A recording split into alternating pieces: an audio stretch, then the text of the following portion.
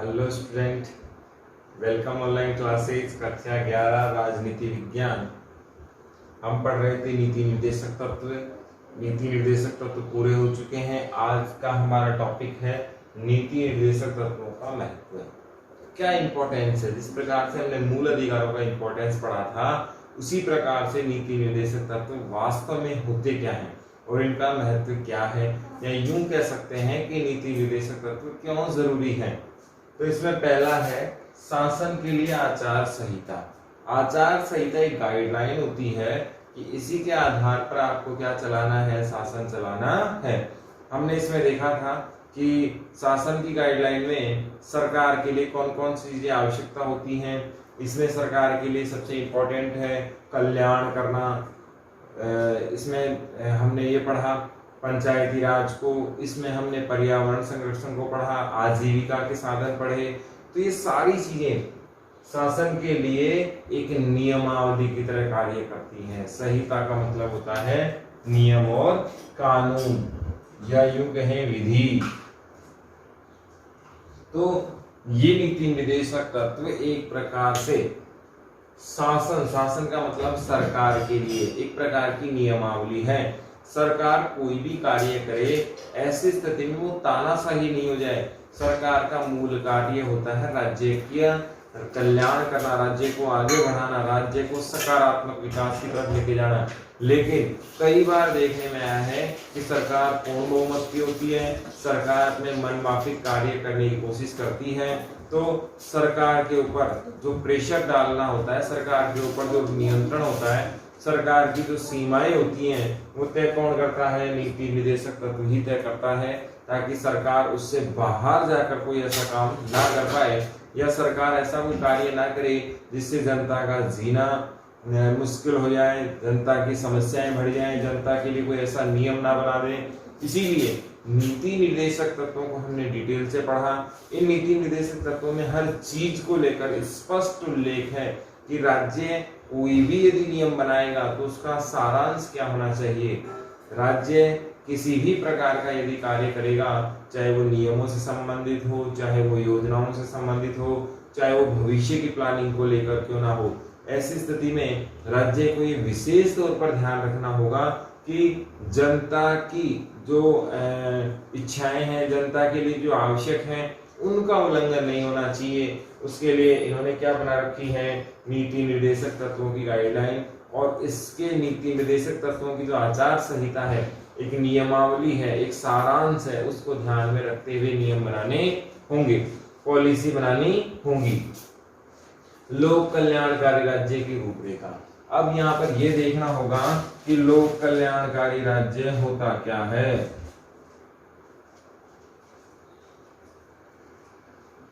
ये आपको ध्यान में रखना है। एग्जाम में आपके पूछा जाएगा कि लोक कल्याणकारी राज्य को स्पष्ट कीजिए, या लोक कल्याणकारी राज्य की अवधारणा को स्पष्ट कीजिए। ये हम देखते हैं। लोक का मतलब होता है जनता। ये लोग भी हो सकते हैं, जनता भी हो सकती है।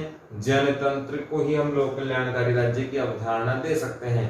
और बहुत सारे प्रकार के शासन होते हैं, उनमें भी लोक कल्याण संभव हो सकता है, लेकिन सबसे ज्यादा मात्रा में लोकतंत्र को ही हम जन कल्याणकारी शासन कहते हैं, क्योंकि जनता के लिए जनता का शासन होता है। हम उसमें नहीं जाएंगे कौन से शासन को कहते हैं, हम ये देखते हैं कि लोक कल्याणकारी राज्य होता क्या है। ऐसा शासन जिसका कार्य जनता का कल्याण करना हो, या जो जनता की सेवा के लिए हो, जनता का हितकारी हो, क्या कहलाता है? लोक कल्याणकारी शासन कहलाता है। दूसरे शब्दों में देखें तो ऐसी व्यवस्था जिसके संचालन का एकमात्र उद्देश्य जनहितकारी हो, ऐसी प्रक्रिया, ऐसे नियमावली, ऐसे नियम और कानून जो केवल और केवल ये देखते हों कि किस प्रकार से उनके द्वारा जनता का सार्थक विकास हो सकता है। कौन सी व्यवस्था कहलाती है? लोक कल्याणकारी व्यवस्था कहलाती है।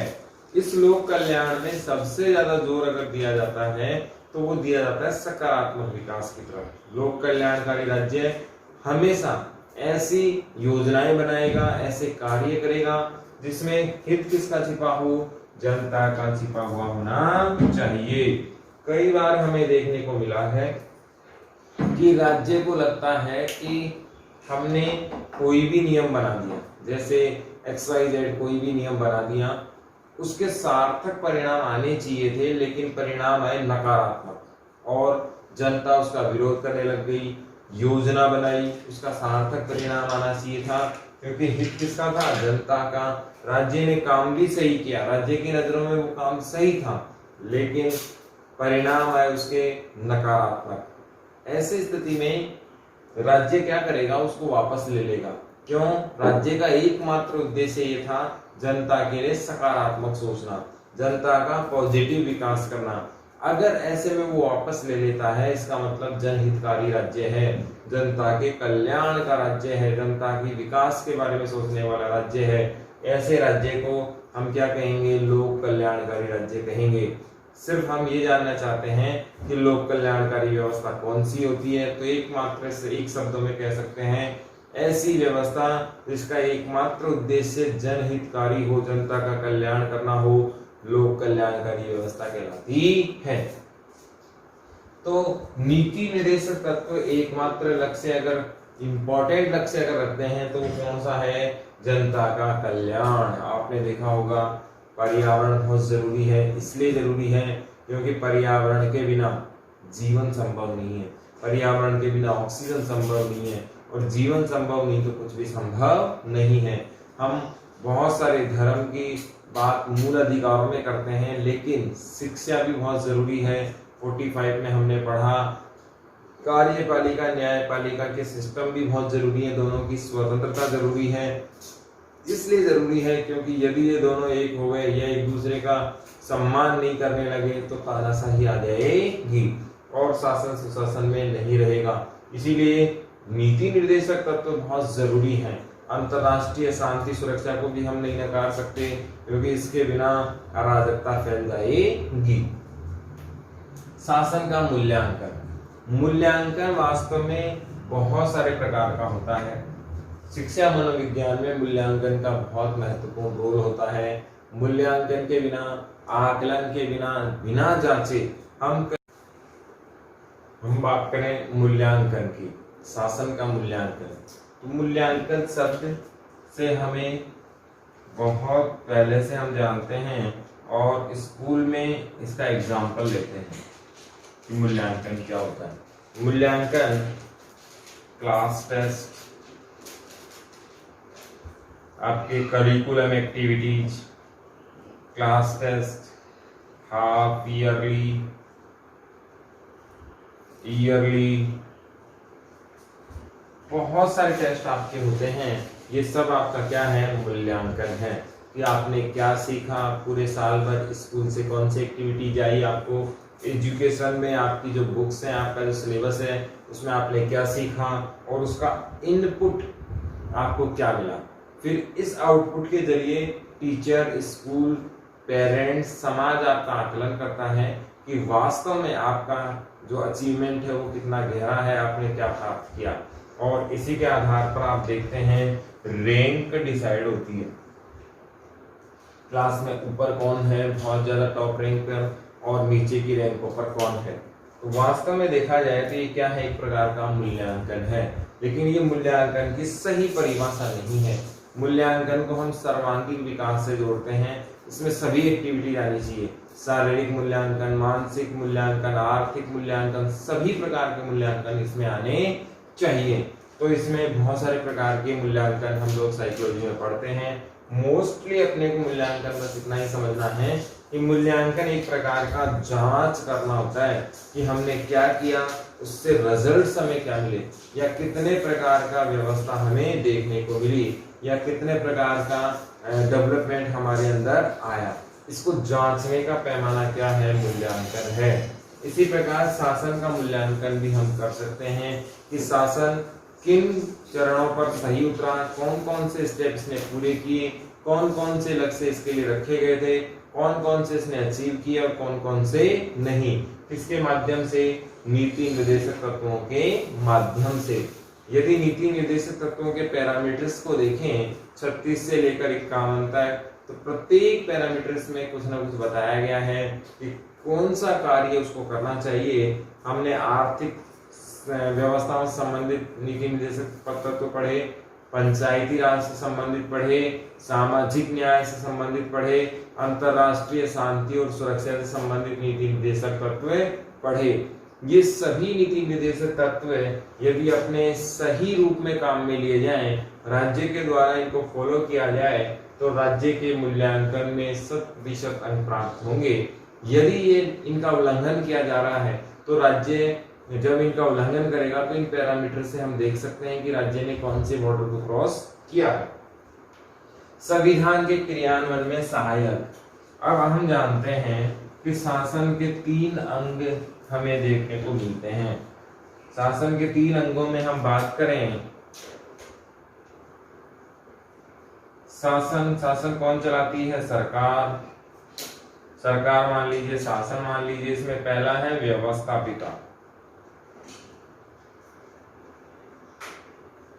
दूसरा अंग है कार्यपालिका और तीसरा अंग है न्यायपालिका।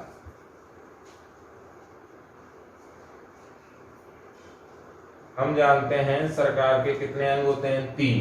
पहला कौन सा? व्यवस्थापिका, दूसरा कार्यपालिका और तीसरा न्यायपालिका। अब हम ये भी जानते हैं कि व्यवस्थापिका हम किसे कहते हैं? संसद को कहते हैं। और संसद में कितने लोग होते हैं? संसद के कितने अंग हैं? 3।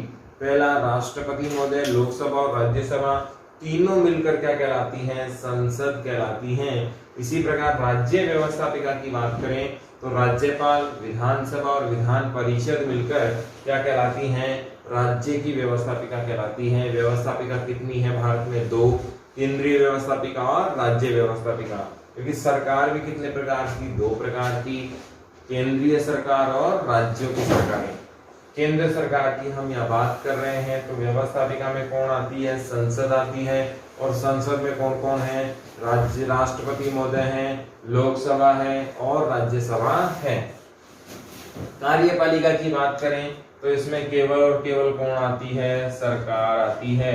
सरकार को हम अगर अलग भाषा में कहें तो मंत्रिपरिषद। मंत्रिपरिषद क्या कहलाती है? सरकार कहलाती है। न्यायपालिका हम पढ़ चुके हैं, पिरामिडल स्ट्रक्चर में ये आती है। सबसे ऊपर सुप्रीम कोर्ट, फिर हाई कोर्ट, फिर डिस्ट्रिक्ट कोर्ट और फिर अधीनस्थ न्यायालय। तो ये सारी व्यवस्था हमारे यहाँ चलती हैं। संविधान के क्रियान्वयन में सहायक ये नीति निर्देशक तत्व हैं। हमारे संविधान में 36 से लेकर 51 आर्टिकल तक, 36 to 51 आर्टिकल नीति निर्देशक तत्वों से संबंधित हैं। और इन आर्टिकल में ये गाइडलाइन दी गई है, एक बॉर्डर दिया गया है, उल्लेख किया गया है। जैसे हम पहले भी पढ़ चुके हैं, पंचायती राज से संबंधित है, स्मारक संघर्षण से संबंधित है, अंतरराष्ट्रीय शांति सुरक्षा से संबंधित है। इसमें हम देखें तो सामाजिक आर्थिक सुरक्षा की बात भी की गई है। बहुत सारे नीति निर्देशक तत्व इसमें बताए गए हैं। और आजीविका के लिए राज्य कार्य करेगा, ये सारी चीजें हम डिटेल से पढ़ चुके हैं। तो संविधान की जो सारांश है, संविधान का जो इम्पोर्टेंस है, उनको लागू करने में प्रमुख सहायता किसने की है? नीति निर्देशक तत्वों ने की है। कि हम किस प्रकार से संविधान को लागू कर सकते हैं, किस प्रकार से संविधान को लागू करने में सहायता कर सकते हैं। और ये सहायता किसके माध्यम से होगी? नीति निर्देशक तत्वों के माध्यम से होगी। सामाजिक आर्थिक परिवर्तन में सहायक। हम ये भी जानते हैं, हमने सामाजिक समानता पढ़ेंगे, सामाजिक न्याय पढ़ेंगे और वास्तव में सामाजिक आर्थिक पहले सामाजिक न्याय को देखते हैं, सामाजिक समानता को देखते हैं। हमें अभी अंतर नहीं करना, अगली साल हमें अंतर पता लगेगा कि सामाजिक न्याय क्या चीज होती है, सामाजिक समानता क्या होती है। हम दोनों को एक ही मान के चलते हैं। ऐसी व्यवस्था जिसमें समाज में लिंग, जाति, वर्ण, संप्रदाय, क्षेत्र, भाषा के आधार पर भेदभाव न किया जाए, समाज में सबको अपने मान सम्मान के साथ रहने दिया जाए, उनको सभी को सामाजिक प्रतिष्ठा प्राप्त हो उनके लेवल के हिसाब से, तो क्या कहलाएगा? सामाजिक समानता या न्याय कहलाएगा। अब इसमें यह भी देखने वाली बात है कि क्या गांव के सरपंच की वैल्यू एक सामान्य आदमी के बराबर होगी? नहीं, क्योंकि उनकी प्रतिष्ठा समाज में क्या है? ज्यादा। तो योग्यता के आधार पर जो सामाजिक प्रतिष्ठा मैक्सिमम उन्हें मिल सकती है वो उन्हें मिलनी चाहिए। ऐसा नहीं कि सामाजिक शोषण हो, बेकार प्रथा हो, बंधुआ मजदूरी हो, स्लीपर पहन के नहीं जा सकते, घोड़ी पर नहीं बैठ सकते, ये सब सामाजिक असमानता के क्या है उदाहरण हैं।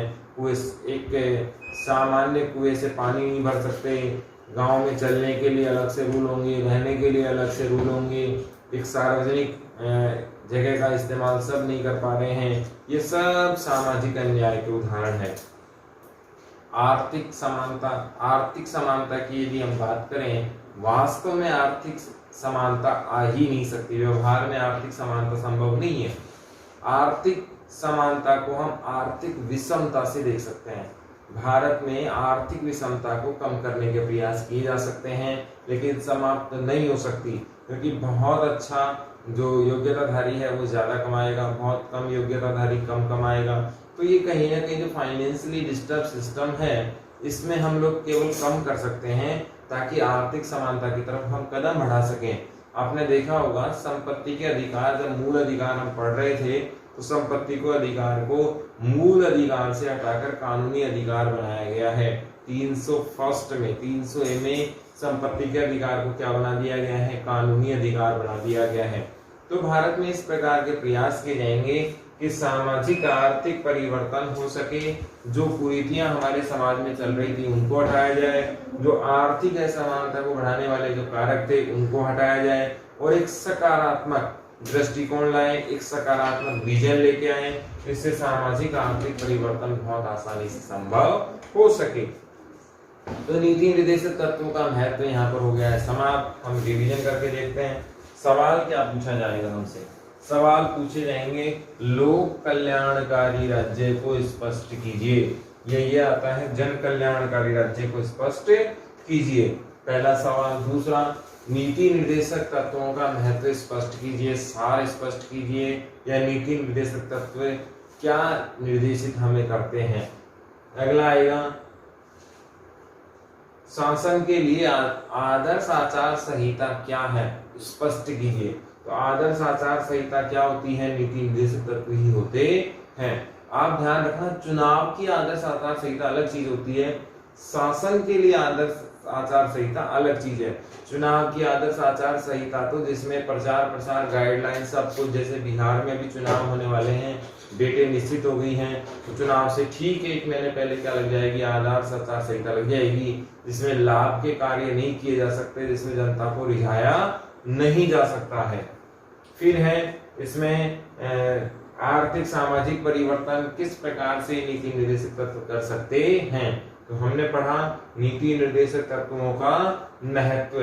इसमें शासन के लिए एक गाइडलाइन, एक बॉर्डर क्या है, नीति निर्देशक तत्व हैं। लोक कल्याणकारी राज्य की रूपरेखा कौन लेकर आते हैं, नीति निर्देशक तत्व लेके आते हैं। किस प्रकार का आदर्श राज्य होना चाहिए, जनता में सहायता करने वाला।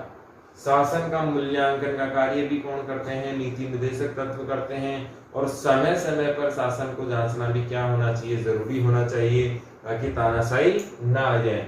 संविधान के क्रियान्वयन का मतलब होता है लागू करने में सहायक, या यूं कहें संविधान को अप्लाई करने में, संविधान का जो आदर्श है, संविधान की जो अंतरात्मा है, संविधान का जो सार है, उसे वास्तव में व्यवहारिक लाने में कौन सहायक है, नीति निर्देशक तत्व सहायक है।